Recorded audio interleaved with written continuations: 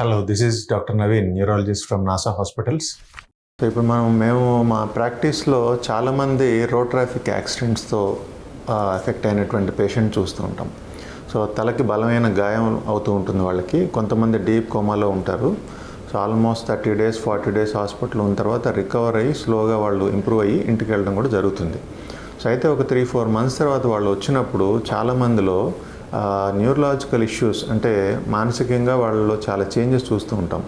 So ఎటువంటి changes ఉంటాయంటే memory loss. ఫస్ట్ది టెంపర్ లోబ్ అని ఉంటుంది. అది ఎఫెక్ట్ అయినప్పుడు రీసెంట్ మెమరీ మొత్తం పోతుంది. అంటే రీసెంట్గా జరిగిన కొన్ని వారాల నుంచి కొన్ని నెలల వరకు ఉన్న మెమరీస్ అన్నీ ఎరేజ్ అయిపోతాయి.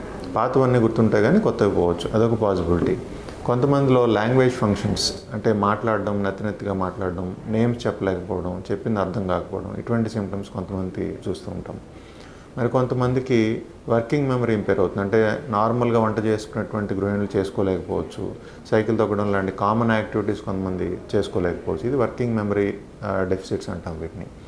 ఇంకా కామన్గా మేము చూసేది ఎమోషనల్ ఎబిలిటీ. అంటే మన ఎమోషన్స్ అన్నీ కూడా సాధారణంగా మన కంట్రోల్లో ఉంటాయి. సో తలకి ఫ్రంటల్లోకి గాయమైనప్పుడు ఏంటంటే ఎమోషన్స్ కంట్రోల్ తప్పి విపరీతంగా నవ్వడం కానీ, విపరీతంగా ఏడవడం కానీ, అంటే చిన్న మాట్లాడినప్పుడు కూడా రిపీటెడ్గా ఏడుస్తూ ఉంటారు. కొంతమంది రిపీటెడ్గా నవ్వుతూ ఉంటారు. ఇది చూసే వాళ్ళకి ఏంటంటే ఏదో జరుగుతుంది అనుకుంటారు. ఇదంతా ఏంటంటే ఎమోషనల్ ఎబిలిటీ, వాళ్ళు కంట్రోల్ చేసుకోవడం వల్ల వచ్చేటువంటి ప్రాబ్లమ్స్ అనమాట. సో ఇటువంటివి కామన్గా మనం head injury after long time, అంటే ఒక 6 months తర్వాత వచ్చిన పేషెంట్స్లో చాలామందిలో మనం చూస్తూ ఉంటాం అన్నమాట. For further health updates, subscribe, like, share.